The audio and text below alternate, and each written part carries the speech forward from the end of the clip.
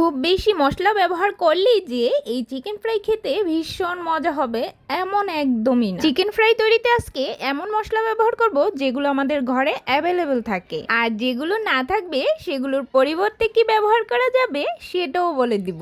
তাই ভিডিওর কোনো অংশ একটুও বাদ না দিয়ে চলুন পুরোটা দেখে নিই। 1.5 কেজি ওজনের মুরগির বুকের 2 পার্টের অংশ এরকম ছোট ছোট করে টুকরো করে কেটে নিয়েছি। আচ্ছা, এই বুকের পার্টগুলো কেন নিব? কারণ এগুলো খুব নরম আর সফট, ইজিলি ফ্রাই হয়ে যায়। তো এখানে 500 গ্রামের মতো হবে। আর যে বাড়তি কিছু অংশ ছিল সেগুলোও কিন্তু আমি নিয়ে নিয়েছি সাথে। মুরগি ছাড়া অন্য যে কোনো মাংস দিয়ে করা যাবে, আর মুরগির বুকের পার্ট ছাড়া অন্য মাংসগুলো আপনি নিয়ে নিতে পারেন। তো এবার আমি ম্যারিনেট করার জন্য 1 টেবিল চামচ দিয়ে দিচ্ছি আদা বাটা, 2 টেবিল চামচ রসুন বাটা, 1 টেবিল চামচ দিয়ে দিচ্ছি ধনিয়ার গুঁড়া, আর 1 টেবিল চামচ দিয়ে দিচ্ছি লবণ। লবণটা আপনাদের স্বাদ অনুযায়ী দিয়ে দিবেন। 1 টেবিল চামচ হলুদের গুঁড়ো দিয়ে দিচ্ছি, আর 1 টেবিল চামচ দিয়ে দিচ্ছি লাল মরিচের গুঁড়ো। ঝালটা অবশ্যই আপনাদের টেস্ট অনুযায়ী দিবেন, তবে এখানে 1 টেবিল চামচ এই ঝালটা একটু কম হয়ে যাবে, কারণ ছোট বাচ্চা থাকলে অবশ্যই ঝালের পরিমাণটা এরকম কম দেওয়া লাগে, তাই আপনারা চাইলে বাড়িয়ে দিতে পারবেন। 2 টেবিল চামচ টক দই দিয়ে 1.5 টেবিল চামচ লেবুর রস দিয়েছি। এবার ভালো করে মেখে নিচ্ছি।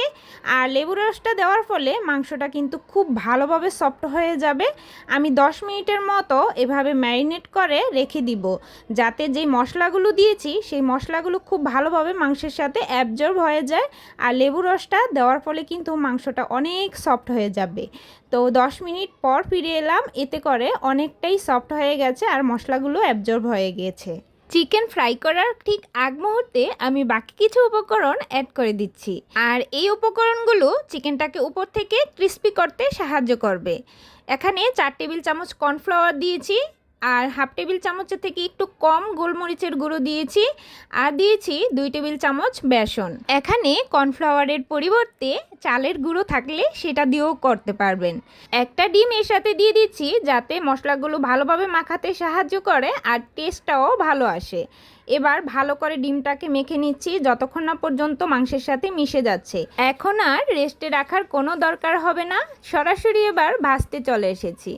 এখানে একদম ডুবো তেলে ভাজতে হবে।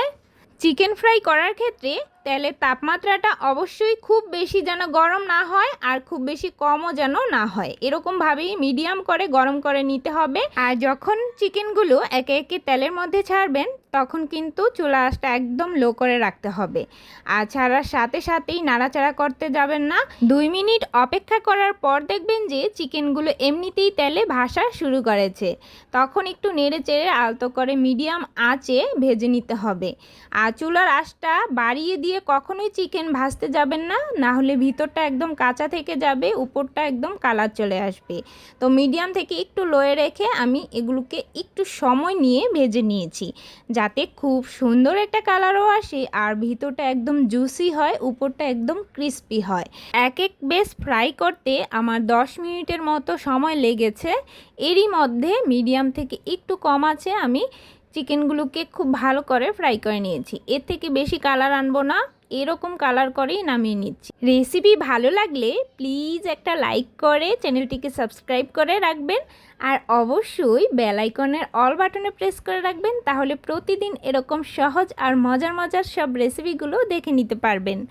আজকের মতো এই পর্যন্তই। সবাই সুস্থ থাকবেন, ভালো থাকবেন। ধন্যবাদ সবাইকে।